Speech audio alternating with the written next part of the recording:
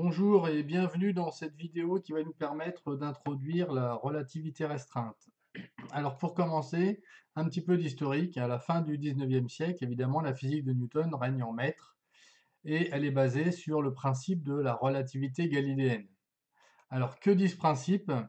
Eh bien, il dit que les lois de la mécanique sont identiques dans tous les référentiels galiléens. Autrement dit, deux référentiels galiléens ne peuvent pas être distingués par une expérience de mécanique. Alors, exemple, si on se trouve dans un train, soit à l'arrêt, soit roulant à vitesse constante, si on se trouve dans un wagon ou dans une voiture où il n'y a pas de fenêtre, eh bien, il n'y a aucun moyen de différencier les expériences réalisées, la chute d'une bille, un pendule ou bien une oscillation. Donc, en faisant ces expériences-là, aucun moyen de déterminer si le train est à l'arrêt ou s'il roule à une vitesse constante. Alors, à partir de là, une autre loi est aussi importante à cette époque, c'est la loi de composition des vitesses. Alors, un petit exemple pour expliquer. Euh, pour un observateur qui est sur le quai, ce personnage-là qui avance à 5 km/h par rapport au train, lui, il le voit avancer avec la vitesse du train, 100 km/h, plus les 5 km/h de lui. Donc, il le voit avancer avec une vitesse de 105 km/h.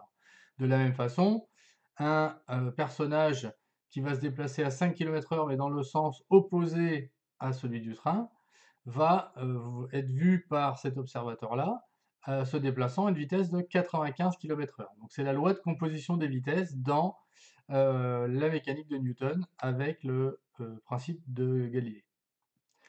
Alors maintenant, tout va bien, sauf en électromagnétisme où la lumière se propage à une vitesse c, mais on ne sait pas trop dans quel référentiel. Et en plus, les équations écrites par Maxwell concernant tout l'électromagnétisme semblent ne pas être invariantes dans tous les référentiels galiléens. Donc il y aurait des lois qui ne sont pas valables dans tous les référentiels galiléens, ce qui va donc à l'encontre de ce qu'on a dit précédemment.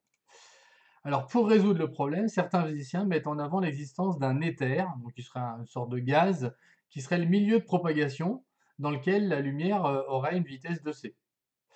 Alors, s'ensuivent un certain nombre d'expériences permettant de mettre en évidence, en tout cas d'essayer de mettre en évidence cet éther, et de montrer que la loi de composition des vitesses est aussi valable pour la lumière.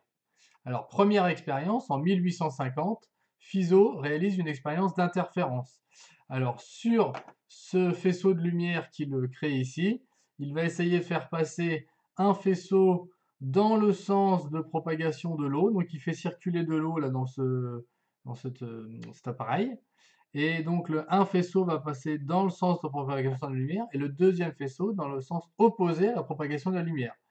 Les temps de parcours étant différents, il espère voir des interférences avec un certain niveau sur l'écran. Eh bien, les résultats ne concordent pas. Il a beau recommencer l'expérience plusieurs fois, ça ne concorde pas avec la loi de composition des vitesses. Deuxième expérience, en 1887, c'est au tour de Michelson et Morley de réaliser une autre expérience d'interférence.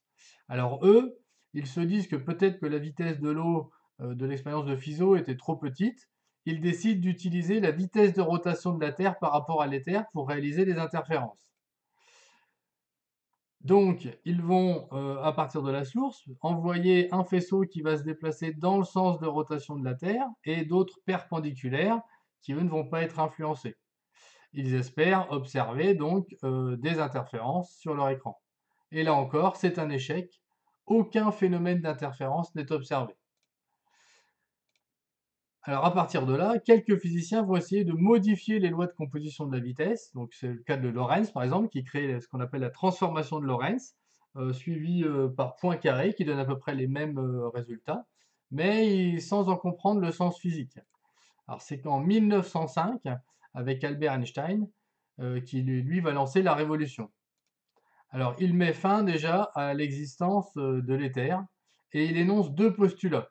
Le premier qu'on appelle le principe de relativité, donc le même que Galilée en fait, hein. Les lois de la physique ont la même forme dans tous les référentiels galiléens. Le deuxième, la vitesse de la lumière est invariante par changement de référentiel galiléen. Donc pour lui, la vitesse de la lumière ne va pas obéir à la loi de composition des vitesses, telle qu'on la connaît.